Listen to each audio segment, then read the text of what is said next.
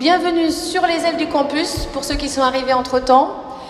Cette conférence s'inscrit dans un cycle d'action organisé par le campus aéronautique, qui est le cycle Focus du campus. Donc cette conférence porte sur le thème « Les clés d'une intégration réussie et durable ». Voilà, l'idée ce n'est pas que de réussir à embaucher, si déjà c'est une belle tâche à accomplir, mais ensuite de faire en sorte que la personne s'intègre bien et que ça soit durable dans le temps. Donc ça va être le sujet d'aujourd'hui, une conférence qui s'adresse à un public très large, aussi bien les jeunes, qu'ils soient en alternance ou futures embauches, aux personnes en recherche d'emploi, en reconversion, et puis mobilité également. Donc on va parler de tout ça dans cette conférence, et je laisse la place à Oriane. Bonne conférence. Merci beaucoup, merci Charlotte. Bonjour à tous et toutes. Donc effectivement, l'idée d'aujourd'hui, c'est de vous parler mayonnaise. Pourquoi j'utilise ce terme-là? Tout simplement parce que quand on parle d'intégration, on a tous fait l'expérience de rejoindre en tant qu'individu une organisation, une structure, un collectif qui préexiste à nous-mêmes. Et donc ça demande de rejoindre, de comprendre, d'expliciter et de s'intégrer. On va explorer cette notion d'intégration. Et on va explorer la notion d'adaptation. Qu'est-ce que ça veut dire s'adapter? Parce que comme pour une mayonnaise, l'idée c'est pas juste d'avoir les bons ingrédients, ça ne suffit pas. Il s'agit d'avoir le tour de main. Il faut trouver comment créer l'émulsion et qu'est-ce qui fait que ça prend et qu'est-ce qui fait que ça tient. C'est des questions qu'on va explorer. Donc, depuis quel endroit je vous parle aujourd'hui, moi, de cette notion d'intégration et d'adaptation? En tant que coach professionnel aujourd'hui, puisque je suis coach professionnel certifié et j'accompagne notamment des personnes qui sont plutôt des personnes accomplies, donc des profils plutôt de managers, de dirigeants, de cadres, mais aussi de salariés qui sont des personnes entreprenantes, qui sont très engagées dans leur travail et qui aujourd'hui réfléchissent à comment je peux donner encore plus de sens, comment je peux m'accomplir encore davantage dans mon quotidien. Et ils se posent vraiment des questions sur comment me composer une vie ajustée à moi-même, après m'être beaucoup adaptée aux autres. C'est déjà depuis ce premier point de vue que je vais vous éclairer aujourd'hui. Et puis j'interviens aussi en entreprise à travers des ateliers autour du comment mieux travailler ensemble, qui pose rapidement la question de comment mieux communiquer ensemble. J'ai également 15 ans d'expérience en accompagnement au changement, dans du privé, dans du public, dans des grands groupes, en PME. Et je suis aussi, j'ai été chef de projet notamment sur les sujets d'engagement et de satisfaction salariée dans des grands groupes. Donc cette question de l'intégration, du recrutement, de comment on maintient quelqu'un dans une organisation et on lui donne un espace d'épanouissement, ça a été au cœur de mes questionnements et de mes enjeux sur ces missions-là. J'ai été également responsable communication ressources humaines dans des grands groupes, mais aussi DRH de PME. Donc on voit bien comment ces enjeux d'intégration ont pu être abordés à ces différents moments. Et puis je suis aussi là en tant que, moi-même j'étais salariée, aujourd'hui je suis entrepreneur, j'ai également été manager, donc ces questions autour de l'intégration, de comment on prend sa place finalement dans un collectif a été au cœur de mon parcours, qui est un parcours à la fois varié et non linéaire, qui a nécessité justement de l'adaptation, donc c'est quelque chose à la fois que je connais bien, que j'accompagne beaucoup aussi au quotidien. Aujourd'hui, la notion d'intégration et d'adaptation sont vraiment des enjeux qui sont devenus stratégiques, à la fois pour les entreprises, dans un contexte de lignes mouvantes et de repères qui sont bousculés, mais aussi pour les individus. Et je vais juste vous redonner quelques éléments de compréhension. On vit dans un monde, ce qu'on appelle un monde VUCA, alors c'est peut-être un terme que vous avez entendu pendant notamment les confinements, c'est-à-dire un monde volatile, un monde incertain, un monde complexe et un monde ambigu qui bouscule nos repères. Qu'est-ce que ça a comme implication? On vit même pas une crise, on vit des crises en ce moment qui rebattent les cartes du monde économique et du monde de l'entreprise. D'une part, il y a des métiers qui sont en forte évolution, avec une obsolescence qui s'accélère des compétences techniques notamment. On a aussi des secteurs, des bassins d'emploi et des métiers qui sont en forte tension, avec des entreprises qui doivent s'adapter pour pérenniser leur activité, avec notamment un choix de plus en plus conscient et affirmé de valoriser et de rechercher en priorité le savoir-être chez les candidats et chez les salariés pour pouvoir ensuite former, transformer les compétences au fil de l'eau d'un point de vue technique. Et puis il y a aussi des habitudes de travail, des conditions de travail qui sont réévaluées au regard du contexte de tension actuelle. Je pense notamment aux offres d'emploi que vous avez peut-être vu passer à droite et à gauche, par exemple sur le secteur de l'hôtellerie, restauration, tourisme, qui commence à mettre en avant 2 jours de repos consécutifs, fermeture le dimanche, où on voit combien les attentes des individus commencent à être intégrées dans les réflexions et dans les habitudes qui sont reconsidérées dans les secteurs d'activité. On constate aussi aujourd'hui des trajectoires professionnelles qui sont de moins en moins linéaires et de moins en moins prévisibles, par choix, mais aussi par contrainte parfois. Et puis, ça c'est un élément aussi que je trouve très important de souligner, c'est qu'aujourd'hui en tant qu'entreprise, on n'est plus juste en concurrence avec les concurrents sur son propre marché, on est en concurrence avec les autres industries par exemple, mais aussi avec d'autres modalités de travail, et notamment l'entrepreneuriat. Aujourd'hui, on constate une baisse de l'attractivité autour du modèle de l'entreprise et une augmentation du choix de rejoindre un modèle plus entrepreneurial. Donc ça, c'est aussi un élément qui est à prendre en considération, et on constate aussi un phénomène, parfois par choix, parfois par contrainte, de slasher, où il y aura une partie en entrepreneur et une partie en salariat. À l'échelle individuelle, ce qu'on constate également, c'est qu'il y a une réelle évolution de la relation au travail. Le rapport au travail lui-même change. D'une part, on constate une recherche croissante d'équilibre de vie globale, et ce n'est pas juste lié aux générations.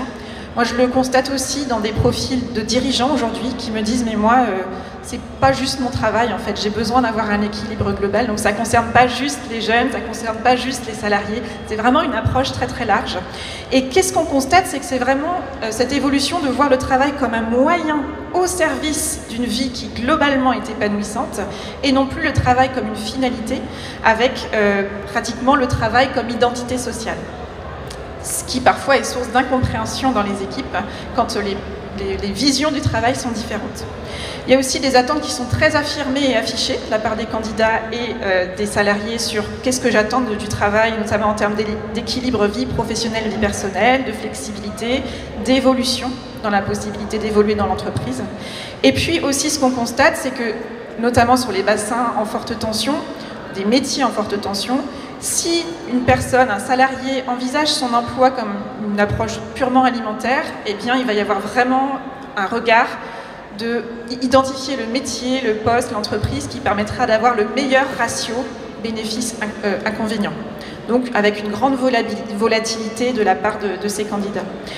Plus globalement, on constate une réelle crise de sens dans ce qui est le rapport au travail et le rapport à quoi je sers finalement dans mon travail, avec un vrai besoin de retrouver du sens et de voir concrètement le résultat de mon travail.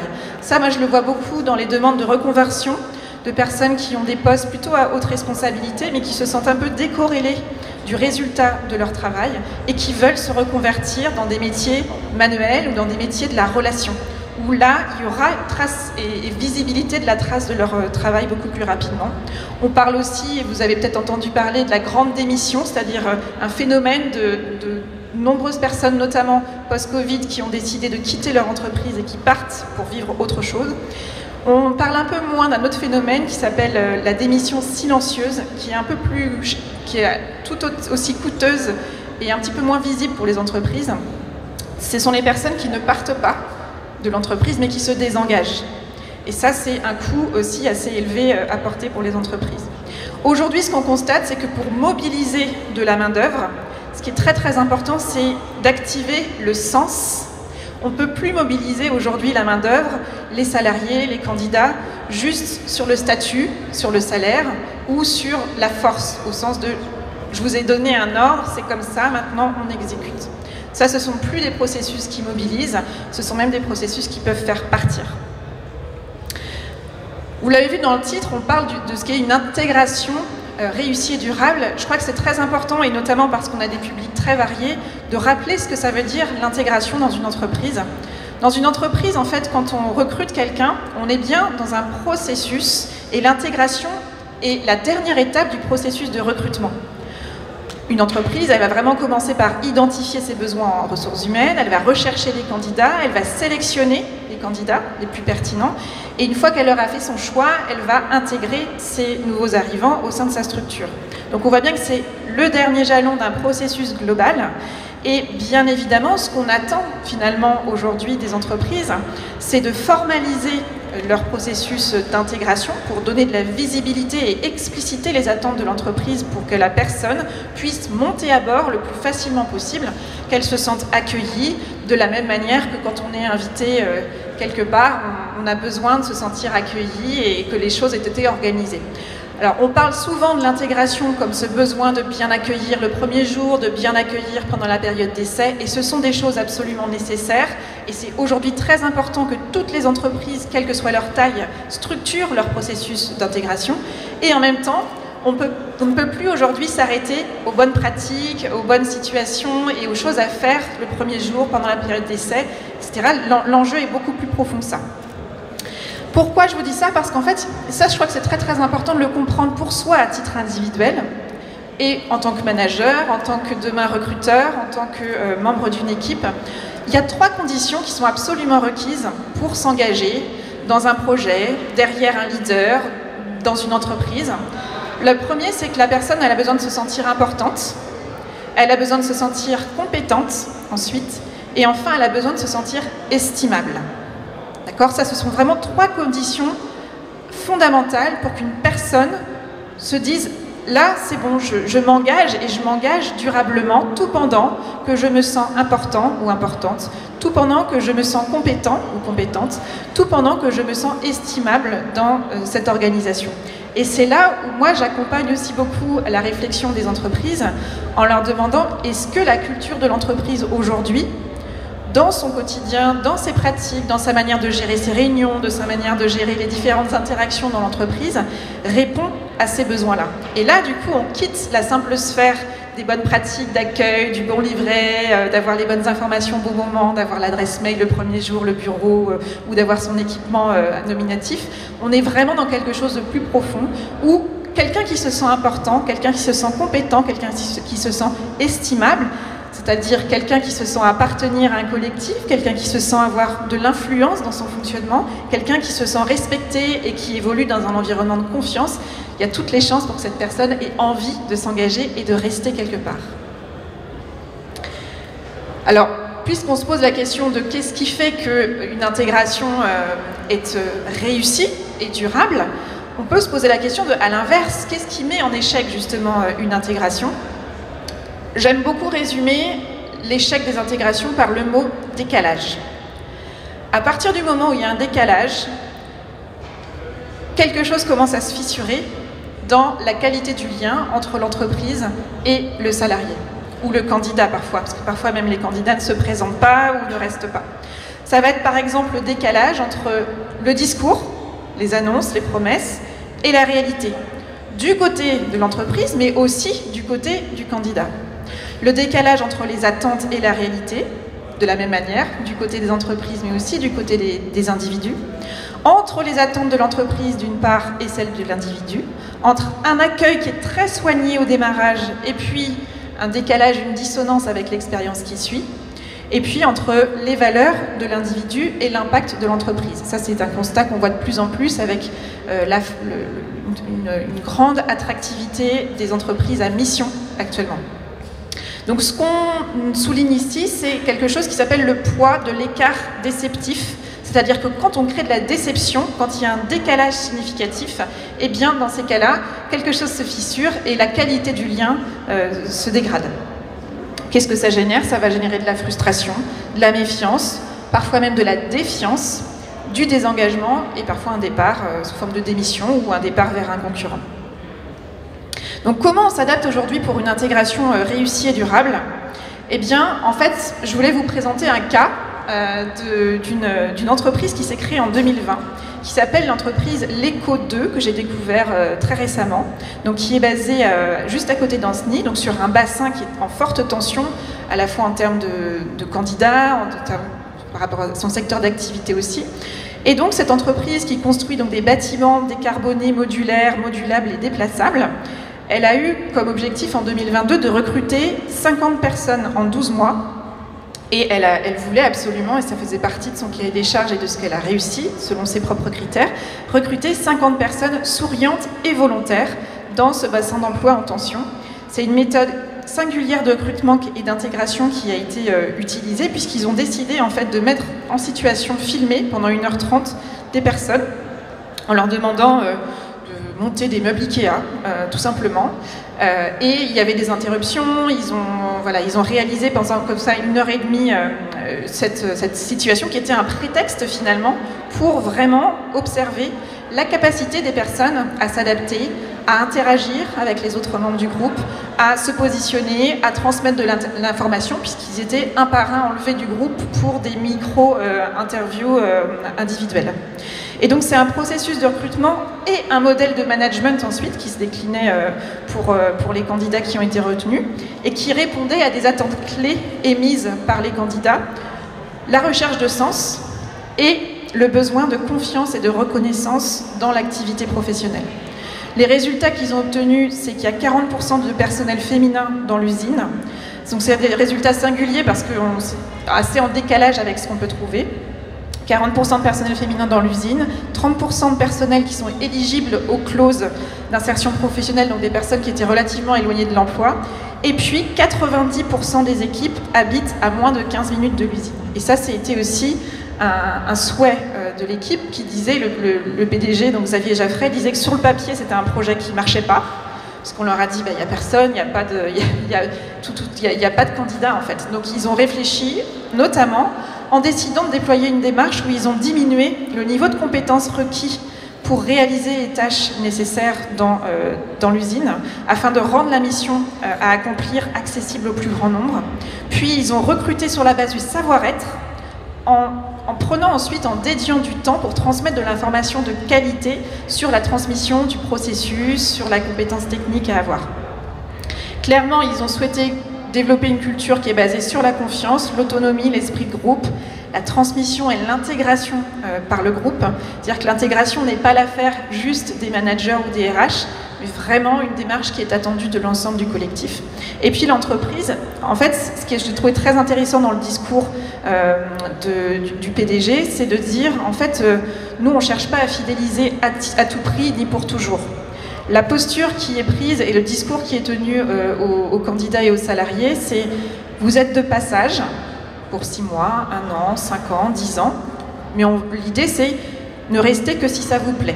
Donc il y a beaucoup un travail qui est fait de communication ouverte pour que, en fait, ils se positionnent comme une expérience qui répondent aux attentes de l'entreprise et des salariés durant leur présence, et en même temps l'entreprise se voit comme un tremplin vers la suite du parcours quand les personnes veulent quitter l'entreprise. Et puis, qu'est-ce que ça nécessite? On voit bien que ça nécessite non pas une gestion de stock, mais une gestion de flux, puisque si des personnes partent sur un métier en tension, il faut aussi avoir suffisamment de viviers prêts à être déployés. Donc, ils veillent à nourrir aussi un vivier de personnes qui ont envie de rejoindre l'entreprise très régulièrement. Ce qui est vraiment en jeu finalement dans cette notion d'intégration, c'est qu'on voit l'importance de la qualité de la communication, à la fois du côté des représentants, on va dire, de l'entreprise et de l'individu, mais aussi entre l'individu et les autres individus qui composent son équipe. Pourquoi je dis ça? Parce qu'on parle souvent de relations candidat ou salarié entreprise. N'oublions jamais que la relation qu'un salarié a avec l'entreprise, c'est avec les personnes avec lesquelles il travaille au quotidien.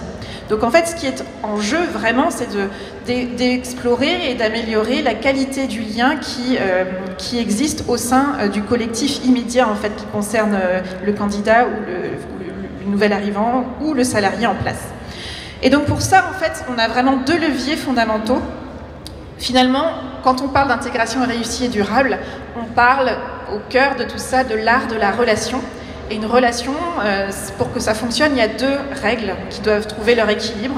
C'est la loi et le lien. Un groupe fonctionne sur la loi et sur du lien. S'il y a un déséquilibre entre les deux, ça ne fonctionne pas bien ou ça dysfonctionne rapidement. Et donc, ce qui va être très important pour l'entreprise, c'est à la fois de clarifier la loi. Quel est le cadre commun? Quelle est la vision? Quelles sont les demandes? Quel est le contrat relationnel? Qu'est-ce qu'on attend de nos salariés, des personnes qui nous rejoignent, qui est vraiment une explicitation des règles du jeu finalement que la personne va rejoindre. Et puis l'importance aussi de cultiver le lien à tout moment de la relation au sein de l'entreprise. Ce qui veut dire que pour l'individu, qu'il soit candidat, nouvel arrivant ou salarié, l'enjeu, ça va vraiment être de se connaître, d'apprendre à se connaître. Et ça, c'est vraiment la responsabilité aussi de chacun d'investir en soi pour mieux se comprendre, de cultiver aussi et de développer son savoir-être. On voit aujourd'hui combien c'est une stratégie payante de travailler son savoir-être parce que d'une part, ce sont des compétences qui sont beaucoup plus longues à acquérir que des compétences techniques et qu'aujourd'hui, c'est vraiment une différence fondamentale et un critère de choix fondamental pour les entreprises. Donc moi, je vous invite, quand vous pensez, mais ça veut dire quoi concrètement développer son savoir-être? Il y a 4 compétences fondamentales à travailler et à explorer. C'est la créativité, la communication, la critique constructive et la coopération. On parle des 4 C et c'est vraiment les angles sur lesquels nous sommes attendus dès que nous travaillons en collectif. Et puis dans l'entreprise, ça veut dire en tant qu'individu comment j'observe et j'intègre la culture et les codes qui sont souvent implicites. Comment je fais ma part aussi, c'est-à-dire comment je n'attends pas tout de l'équipe, du collectif, de l'entreprise, mais comment moi-même je suis un individu engagé. Parce qu'un collectif ne fonctionne que s'il y a des individus qui sont individuellement engagés. Et puis, ça va être aussi d'apprendre à communiquer ces demandes avec justesse et d'adopter aussi pour soi une posture juste. Et côté entreprise, il y a vraiment cet enjeu, comme je disais, au-delà des bonnes pratiques, d'avoir un livret d'accueil un peu sympa. Vraiment, l'enjeu, c'est de définir et de partager quelle est notre culture d'entreprise, quelle est notre marque employeur et comment on va incarner ça au quotidien pour qu'il n'y ait pas d'effet de décalage justement entre le discours et la réalité, l'expérience de chacun. Et puis, ça va être important d'investir aussi stratégiquement et judicieusement les ressources de l'entreprise, notamment dans la définition d'une vision. Quelle est notre raison d'être? Quel est le sens et comment on va pouvoir le transmettre et le communiquer à nos candidats pour qu'ils nous rejoignent sur cette base-là? D'avoir vraiment un processus d'intégration conscient et porté par tous en interne, que ce ne soit pas l'affaire de quelques-uns, juste des RH, des managers, etc. D'investir aussi dans la formation et dans le parcours des collaborateurs, et puis dans la co-construction d'un climat de confiance. Ça va être beaucoup travailler la qualité du lien, et ça vraiment, moi ce que j'invite beaucoup les entreprises à explorer, c'est la notion d'expérience salariée, comme on parle d'expérience utilisateur par exemple en format UX, pour se dire qu'il y a une vie en fait au fil de la vie, de la présence de la personne au sein de l'entreprise, avec des fluctuations, et comment on accompagne ça, comment est-ce qu'on crée des espaces-temps où la qualité du lien devient un sujet à part entière d'échange. Et puis, bien sûr, il y a des limites à l'adaptation, et ça, je crois que c'est important de le souligner. Jusqu'où et jusqu'à quand et pendant combien de temps on s'adapte? Qu'est-ce qui est acceptable? Le point d'attention, c'est vraiment le risque de suradaptation au niveau de l'individu, mais aussi au niveau du collectif, que ce soit l'équipe, l'entreprise au sens large.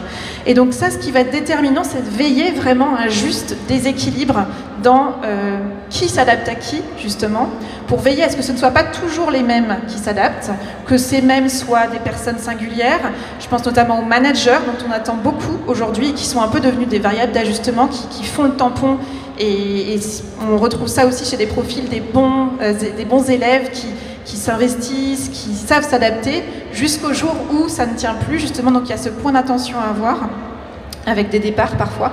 Et puis veiller justement pour l'organisation à clarifier le cadre, les attendus, qu'est-ce qu'on attend de nos candidats, de nos salariés, et de s'adapter aux attentes des individus, dans la limite, bien évidemment, du projet commun, de la vision, et aussi de l'équité au sein du collectif.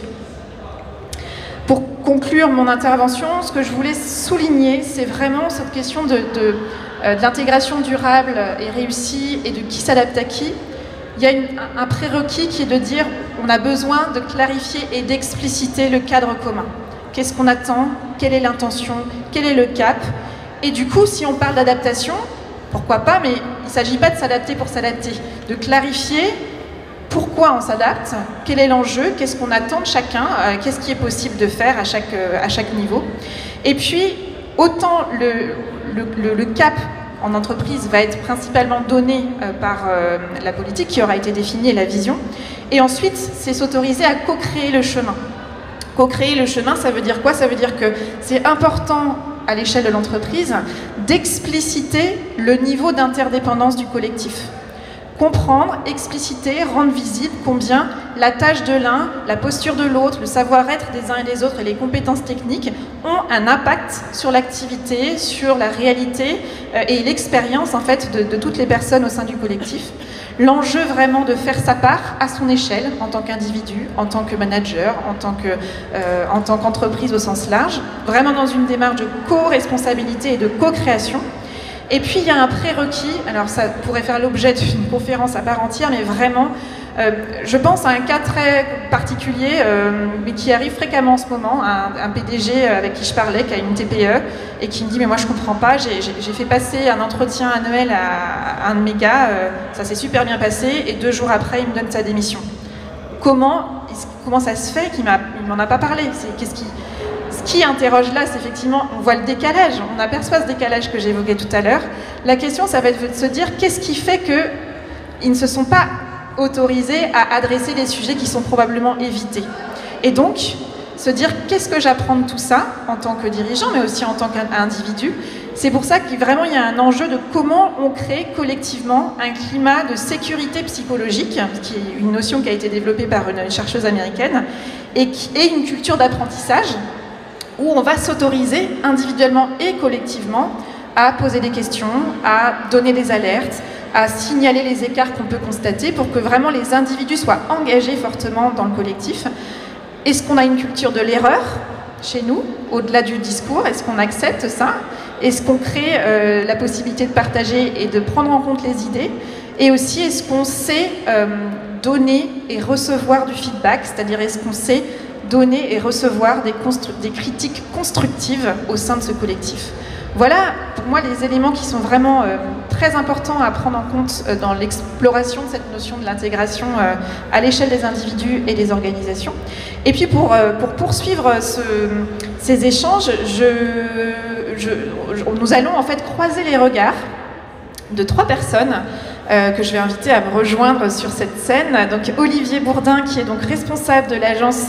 Je vous invite à me rejoindre, à prendre place. Donc, il est responsable de l'agence d'emploi CRIT Industrie de Montoire de Bretagne, qui est spécialisée dans le secteur de l'aéronautique. Stéphane Leroux, qui est donc RH de proximité HRBP sur la branche service de Safran Electrical and Power, sur les périmètres de Toulouse et Saint-Nazaire. Et puis Logan Turcot, qui est donc en bac pro aéronautique option structure et qui est en alternance chez Airbus Atlantique à Saint-Nazaire.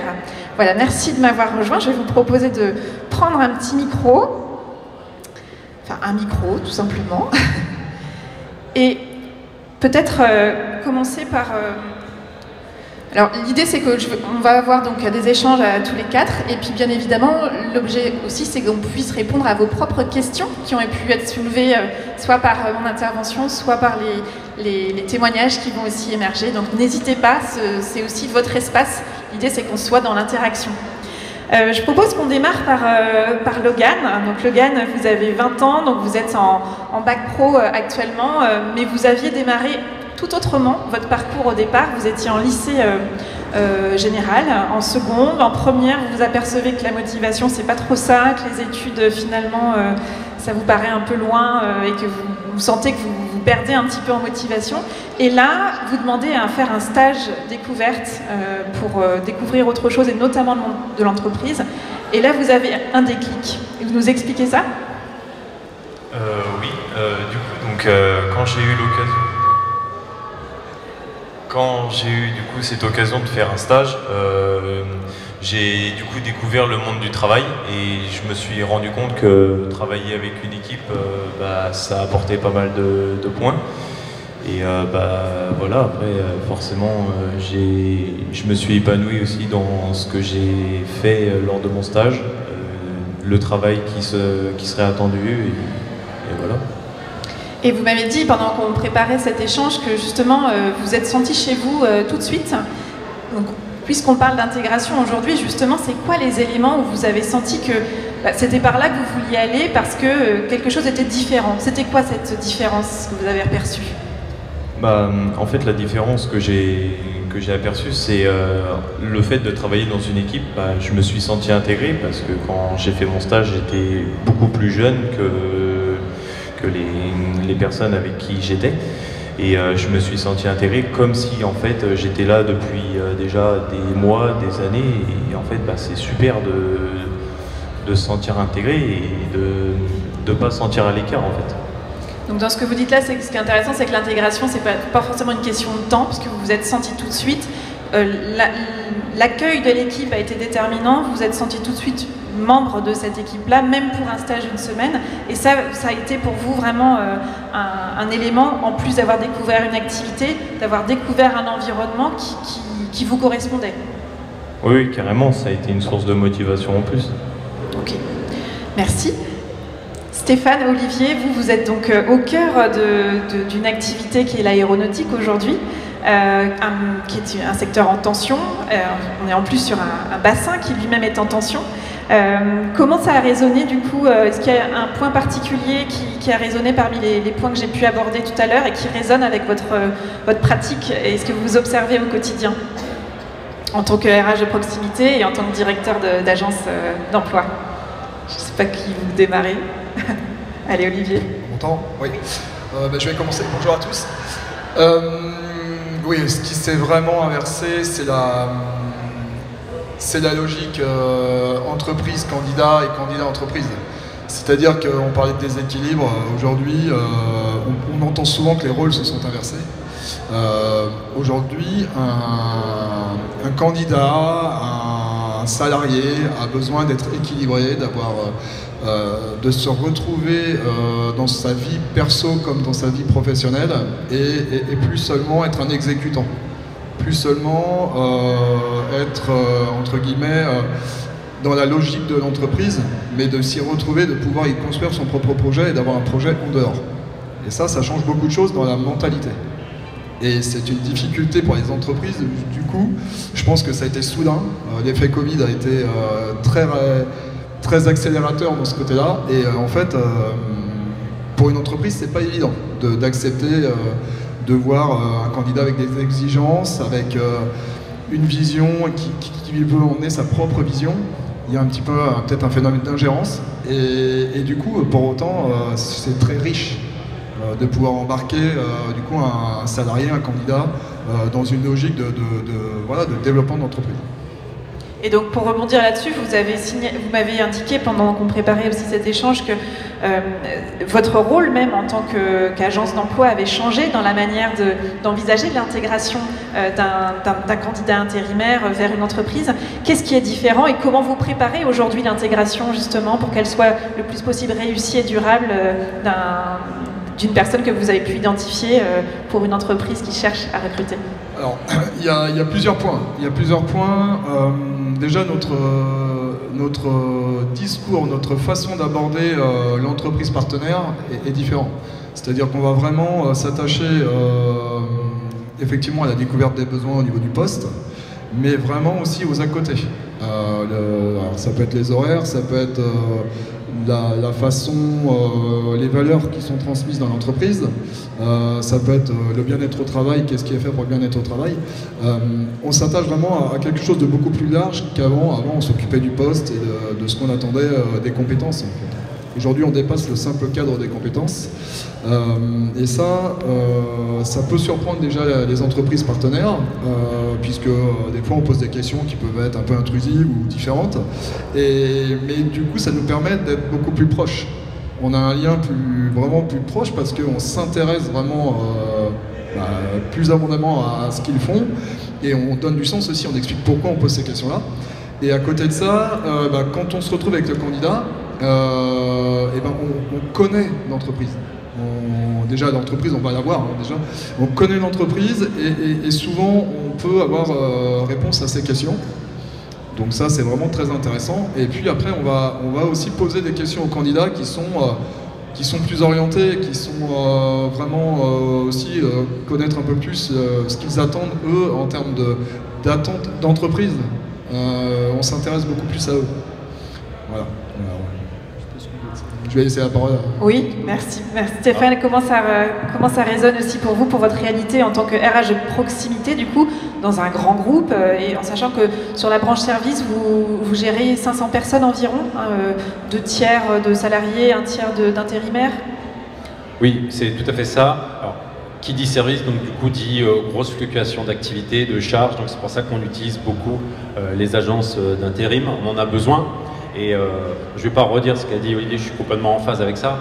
Et c'est vrai que ce changement, il est soudain, rapide, et donc du coup, il faut qu'on réagisse très vite. Et le fonctionnement qu'on pouvait avoir avant, où on se focalisait essentiellement sur la partie vraiment expérience, compétences, et effectivement, c'est le mot important. Alors, je ne vais pas redire non plus ce qui a été présenté tout à l'heure, parce que c'est exactement ça, c'est le savoir-être, l'envie d'apprendre, de s'investir, et de s'associer à une entreprise. Et donc effectivement, aujourd'hui, on se doit aussi d'expliquer aux futurs candidats le métier pour lequel on souhaite le recruter, mais également vers quoi on veut tendre, quels sont nos objectifs sur du moyen terme. Avant, on s'arrêtait plus sur du court terme, maintenant c'est du moyen terme. Parce que les gens ont besoin de sens, et ça c'est vraiment le mot, ils ont besoin de sens, et ils veulent savoir, ok, je veux bien postuler à cette activité, à ce poste, mais pour moi, quelle possibilité, quelle opportunité va en découler par la suite, comment cette intégration et cette évolution va être prise en compte dans l'entreprise, et effectivement aussi, après il y a la notion de conditions de travail, on parlait des horaires, mais il y a ça, mais il y a aussi tout ce qui est risques psychosociaux, tout ce qui est aménagement des postes de travail.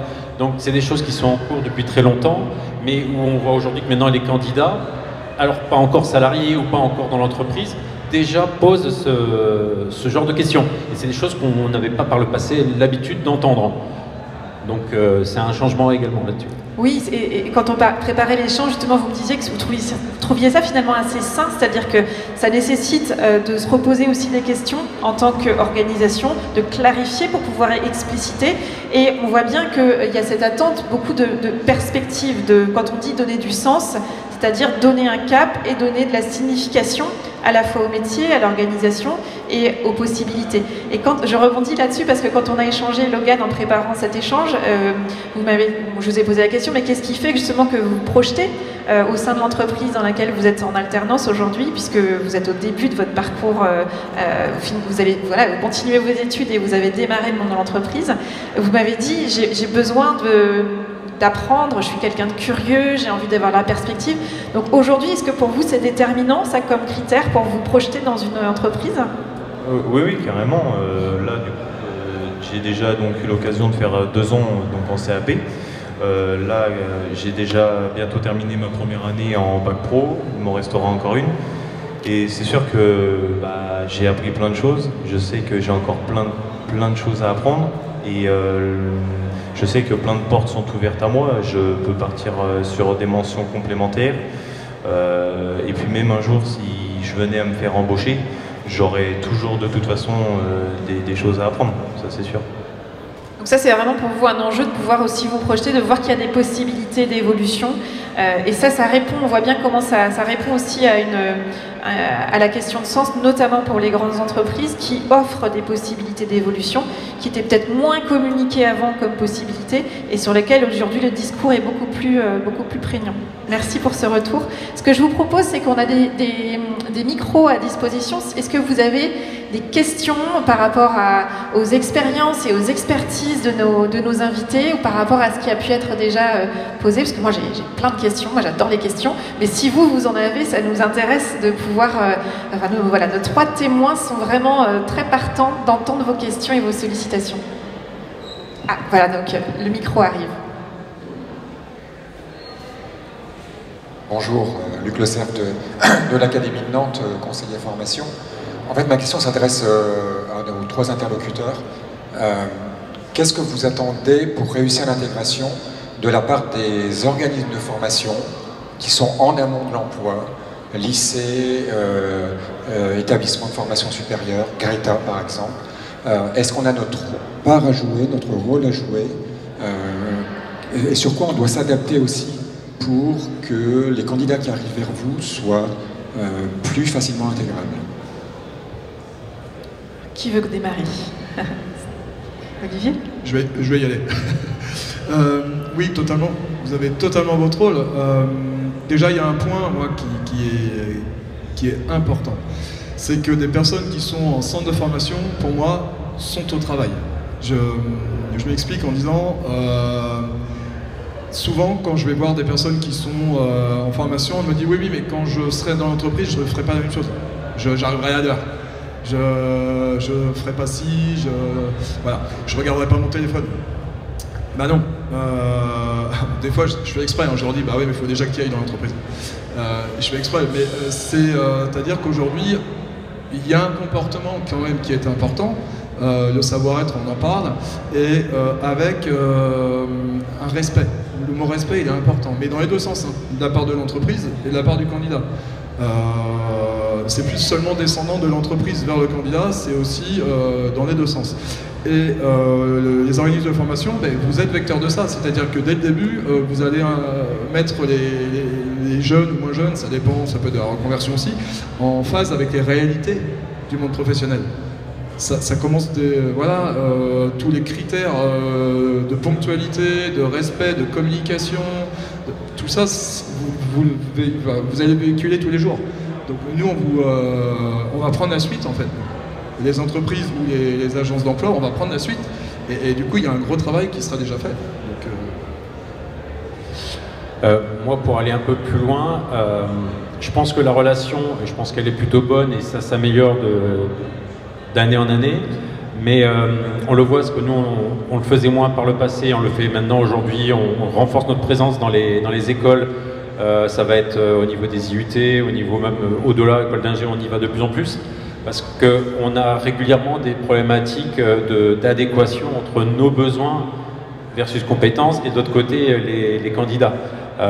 Si je prends un exemple simple, on a de manière récurrente des besoins en technicien d'essai pour de la piste. C'est un cursus qui peut s'arrêter à une licence et qui peut aller jusqu'à une école d'ingénieur. Souvent, la majorité des élèves souhaitent continuer l'école d'ingénieur, ce qui pour nous est problématique. Parce que nous, ce qu'on cherche, c'est souvent quelqu'un qui a un DUT, qui a un but, ou en général, Bac+2, Bac+3. Et c'est pour ça qu'on fait aussi énormément d'échanges avec les organismes de formation, les écoles, pour aussi montrer que le diplôme, c'est très bien, mais il y a aussi des possibilités à tous les niveaux d'études. Et beaucoup d'élèves, souvent, viennent nous voir en fin de conférence en disant effectivement, vous avez bien fait de venir nous voir, parce qu'on n'avait pas forcément cette vision-là. Et je pense qu'on a vraiment besoin d'aller encore plus sur un renforcement autre pour que le besoin des entreprises soit bien clairement défini auprès de l'ensemble des organismes, quels qu'ils soient. Et on retrouve l'enjeu de la communication, d'être clair et d'expliciter pour fonctionner de moins en moins en silo, mais de plus en plus mettre en lumière les liens interdépendants pour que ce soit au service de chacun. Et je rebondis par rapport aussi à votre parcours, Logan, parce que ça a été une forme de déclic aussi pour vous. Aujourd'hui, vous êtes un élève brillant dans votre parcours, alors que vous étiez un lycéen en général qui se démotivait d'année en année. Et vous m'avez dit combien justement vous aviez senti votre changement de posture parce que vous aviez senti un changement de regard posé sur vous. Est-ce que vous pouvez nous expliquer un peu ça? Oui, tout à fait. Du coup, le fait de passer, de faire quelque chose, de passer à quelque chose qui me plaît, forcément, la motivation est différente. Et après, les résultats, moi, que je peux donner sont plus corrects. Et le regard des formateurs sur vous, et vous m'avez dit que ça avait été quelque chose quand même vous êtes sentiez considéré, non plus comme un enfant, mais comme un adulte, et que ça avait été déterminant pour vous. Oui, carrément, parce que moi, la complicité que j'ai avec mes formateurs est relativement... c'est comme, pour moi, je les considère comme des collègues de travail, et c'est quelque chose que je trouve ça hyper... c'est hyper intéressant, au moins on s'ennuie pas, on a toujours... on arrive toujours à trouver des sujets à discuter, on se comprend, et voilà, au moins on arrive un peu à développer certains sujets. Et qu'est-ce que ça a changé justement pour vous en termes de vous sentir responsable de? Parce que ça a été un point où vous sentiez le fait d'être vous voyez, le fait qu'on attende de vous, qu'il y ait des attentes, qu'il y a à la fois de la liberté et de la responsabilité. Qu'est-ce que ça a changé pour vous en termes de posture? Ma posture, je me sentais plus comme un enfant et je rentrais vraiment dans une mentalité d'adulte et c'est vraiment ce que je recherchais. Merci beaucoup. Est-ce qu'il y a d'autres questions dans la salle? Oui, une question au premier rang. Bonjour, donc je suis étudiant à l'IUT de Saint-Nazaire et j'avais une question par rapport à ce que vous avez évoqué assez longuement, l'évolution de la relation entre employeur et salarié. Et je voulais vous demander, messieurs, comment est-ce que maintenant qu'est-ce qui est mis en place pour, par exemple, éviter tout ce que vous avez mentionné tout à l'heure, des non-dits entre des employeurs et des salariés, et pour éviter des situations telles qu'une démission sans préavis. Et donc comment vous faites évoluer la communication et comment toi, Logan, tu peux le sentir maintenant, par exemple, en tant que jeune?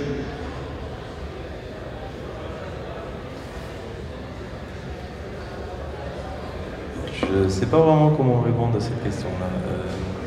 Est-ce qu'il y a des temps de communication avec ton responsable d'équipe, avec tes formateurs qui font que tu sens que tu as une possibilité de communication assez ouverte, authentique, facilitante?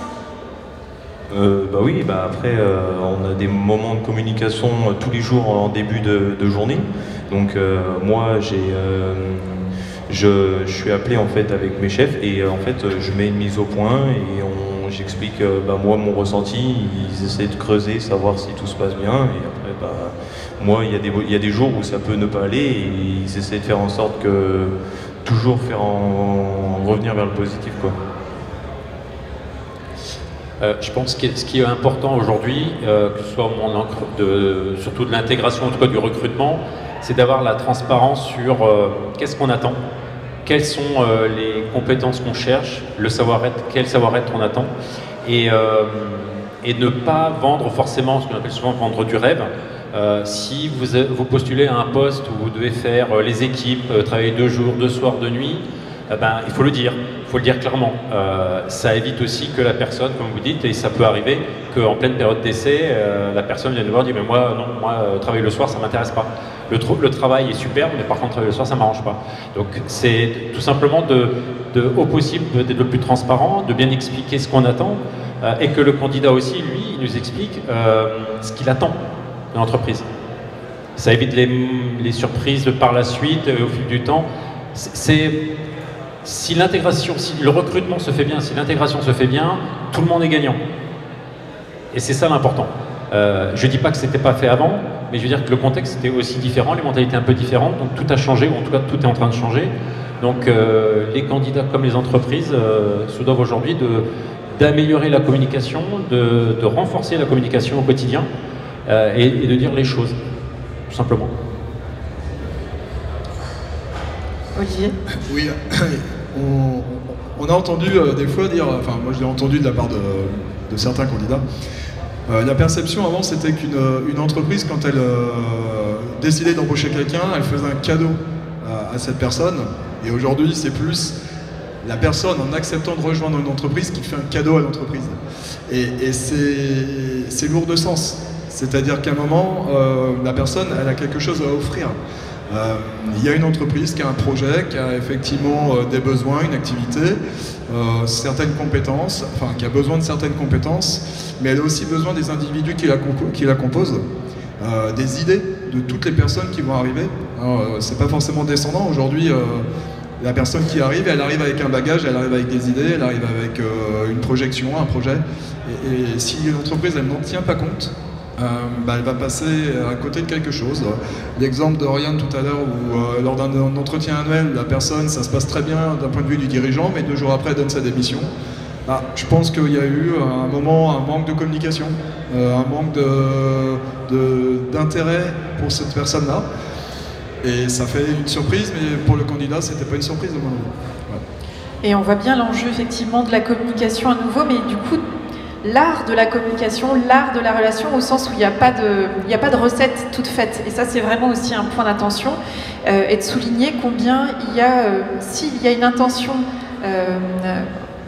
constructive des 2 côtés, il y a la possibilité de trouver justement et de composer un terrain d'entente. Je voulais juste partager un exemple peut-être qui peut illustrer ça, parce que quand j'étais donc DRH d'une PME il y a une dizaine d'années, j'avais une équipe de 2 assistantes RH et on a accueilli une stagiaire qui était en Master 1 pour devenir responsable RH.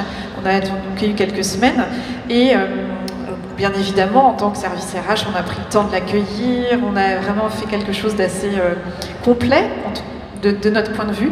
Et puis donc, j'ai pris soin de l'intégrer à différents temps.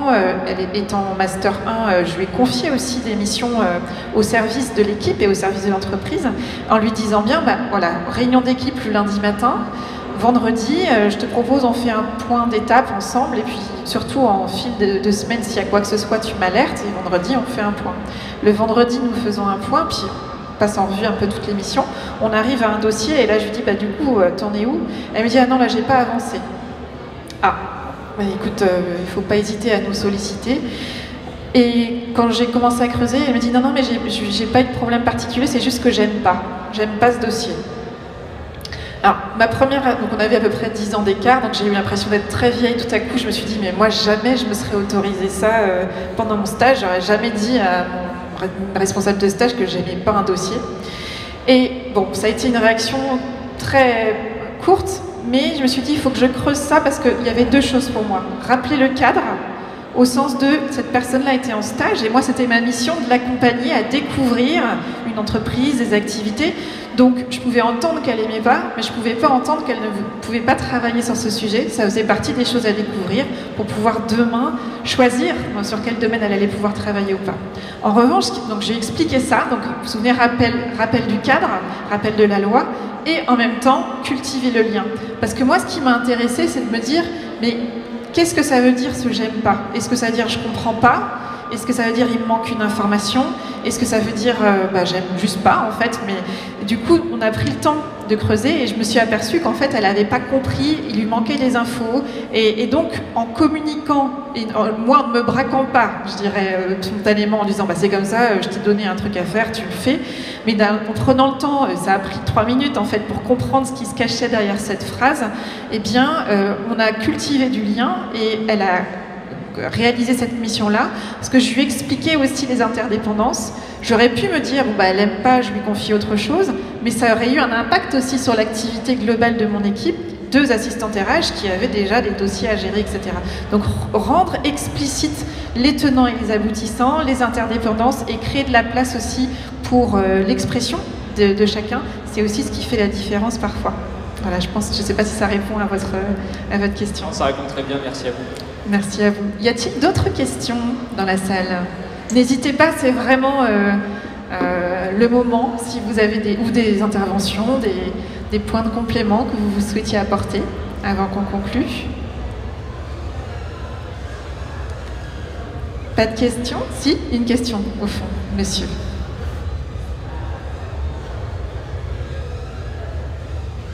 Oui, je suis Serge Herriot, le papa d'un étudiant. Pour faire suite à ce que votre remarque, comment voyez-vous évoluer la hiérarchie au sein d'une entreprise? Les gens ne veulent plus être de simples exécutants, obéir à l'ordre, ils veulent autre chose. Certaines entreprises ont commencé à supprimer le niveau chef d'équipe. Comment voyez-vous justement évoluer les structures hiérarchiques des grandes entreprises et petites ou moyennes entreprises? Alors, est-ce que vous voulez répondre par rapport à peut-être Stéphane? Alors merci, c'est une bonne question. Effectivement, c'est un des sujets du moment. Alors moi, j'ai parlé de mon entreprise, qui est Safran, qui est une très grosse entreprise, donc c'est des sujets qui prennent du temps, parce que l'impact est assez important, mais plus largement, on en revient aussi le cadre. Donc on en revient. Il y aura toujours des choses sur lesquelles on ne pourra pas empêcher des descentes verticales. Ça, c'est une évidence. Maintenant, après, sur le quotidien, gérer du personnel, si on reste sur l'aspect managérial, des encadrants, il nous en faudra toujours. Maintenant, la réflexion à se dire, et je pense que c'est vers là qu'on risque d'aller, ou en tout cas en étape intermédiaire, c'est avant de prendre une décision, le manager prendra la décision, mais il va le faire de manière, déjà d'une part, il va essayer de la faire de manière collégiale, ou en tout cas en sondant ses équipes, en voyant les retours que font leurs équipes. Et au final, il fera le retour qu'il estime le plus pertinent. Donc ça prend du temps parce que c'est un changement assez important. Je pense que c'est aussi, on a aussi cet effet de génération. Moi, j'ai des managers qui sont sortis d'école de pas très longtemps. À l'inverse, j'ai des gens qui sont entre 55 et 60 ans, qui n'ont pas cette même culture. Donc, il va aussi en interne ce travail à faire pour qu'il y ait une certaine harmonie, parce que il faut du temps. Ça se fait pas comme ça. Mais effectivement, les décisions verticales sans consultation, ou en tout cas pour un grand nombre de sujets, effectivement, ça aura tendance à fortement se réduire. Je ne vais pas dire disparaître, parce que certains sujets demanderont une décision claire, nette, et ce sera du vertical. Mais pour une bonne partie des sujets, effectivement, je pense qu'on ira plus sur la façon horizontale. Maintenant, il faut qu'on accompagne tout le monde, les nouvelles générations, les anciennes générations, donc ça prendra quand même un peu de temps.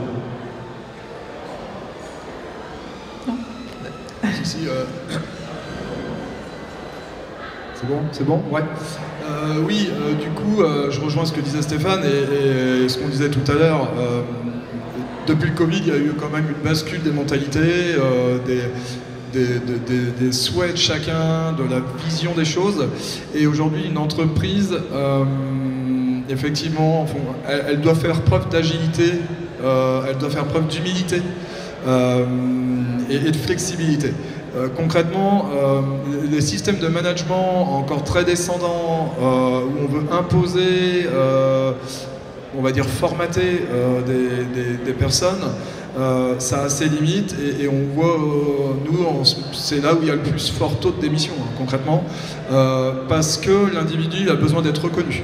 Il a besoin qu'on s'intéresse à lui, qu'on pense qu'il est capable d'apporter des idées et non pas seulement d'exécuter.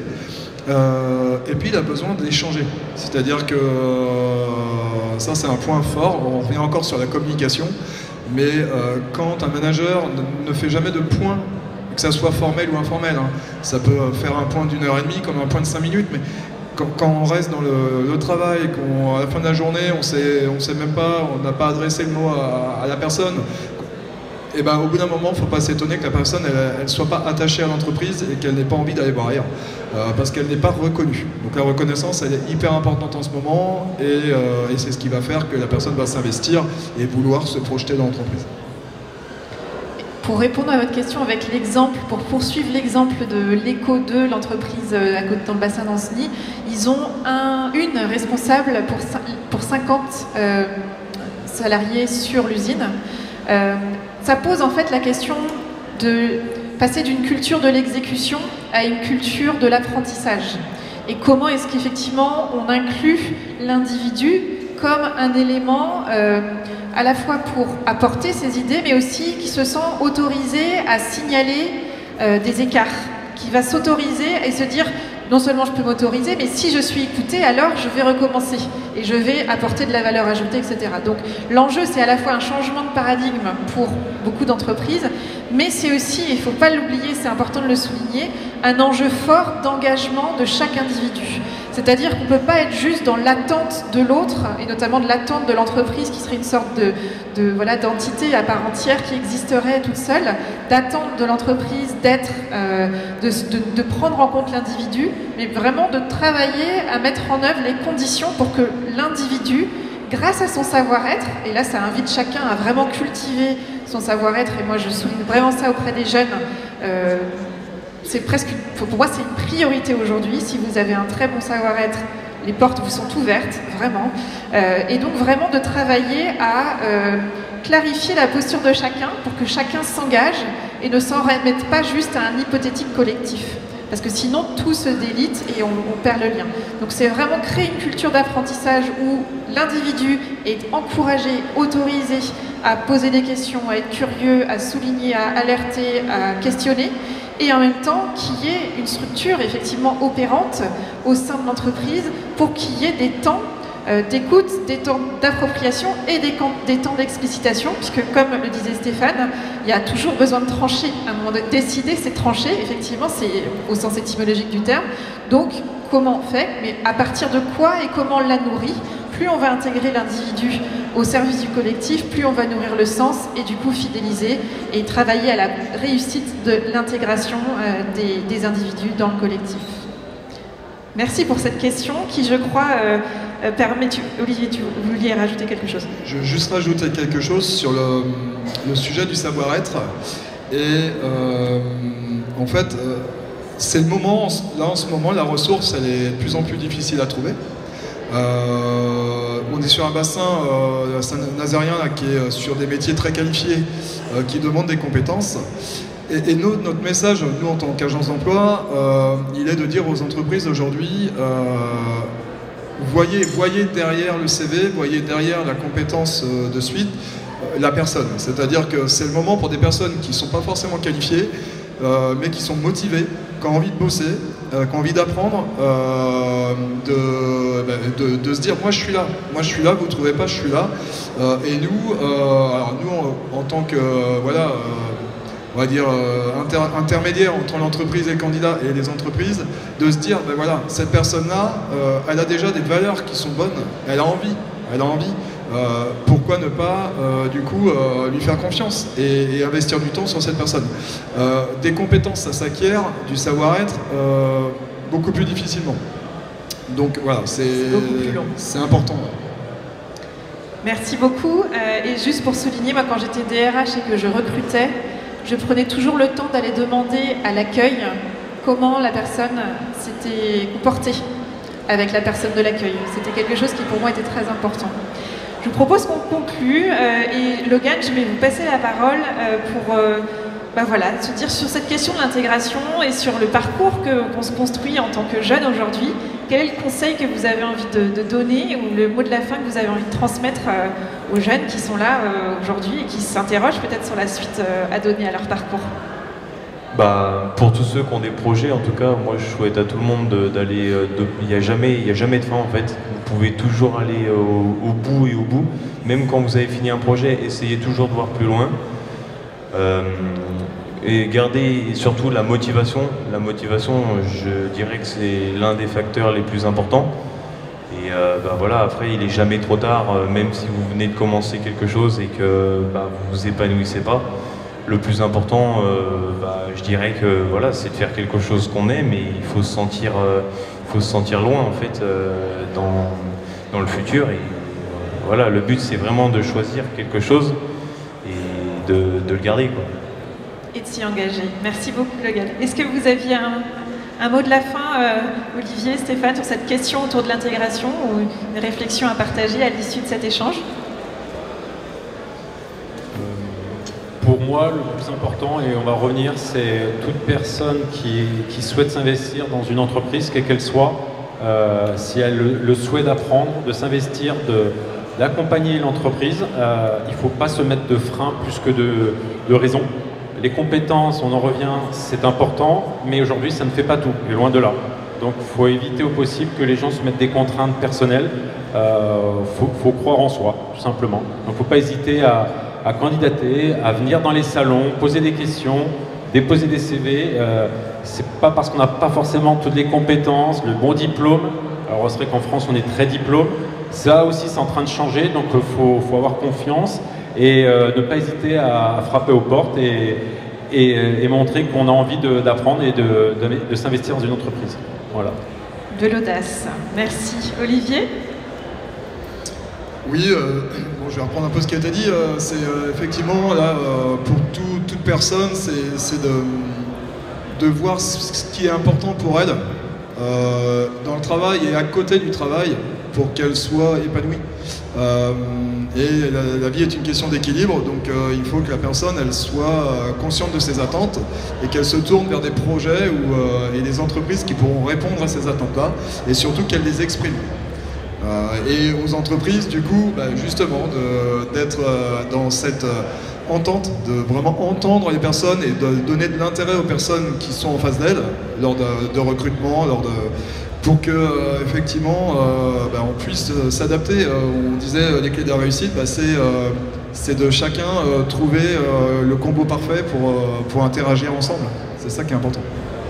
Merci beaucoup, je vous remercie tous les trois pour avoir pris le temps de partager vos regards et vos retours d'expérience. Merci à toutes et tous, j'espère que ça a été éclairant pour chacun et que ça vient nourrir vos réflexions sur vos propres parcours et votre propre manière de vous intégrer et d'intégrer aussi dans les différentes organisations qui se présentent sur nos chemins. Merci beaucoup, puis je vais donner le mot de la fin à Charlotte Barranger. Merci Lauriane, merci à nos 3 témoins également, riches en expérience et en partage. J'espère que cette conférence vous a plu. Donc c'était un focus du campus sur le sujet de l'intégration et en effet c'est bien un sujet d'actualité plus que jamais. On en organise beaucoup comme ça, d'autres à destination des collégiens, d'autres dans d'autres salons d'innovation en fin d'année sur les Pays de la Loire et de la Bretagne. Donc voilà, le campus aéronautique c'est Pays de la Loire et Bretagne, qui réunit tous les acteurs de l'aéronautique, aussi bien les centres de formation que les industriels et les partenaires comme les agences emploi. Donc merci de votre participation. Ceux qui le souhaitent peuvent s'orienter vers une nouvelle démonstration de drone sur la terrasse au fond de l'alvéole 12. On a mis en place une petite sono pour que les gens sur l'extérieur aient aussi les commentaires. Donc là, ceux qui le souhaitent, démonstration de drone au-dessus des bassins au fond de l'alvéole 12 sur la terrasse. Et rendez-vous pour le speed meeting recrutement à 14h15 à ce même endroit, dans l'alvéole 14. On transforme l'espace conférence en espace speed meeting recrutement. Donc 14h15, rendez-vous ici et c'est parti pour des rencontres entreprises candidats. Merci à tous, bonne fin de salon.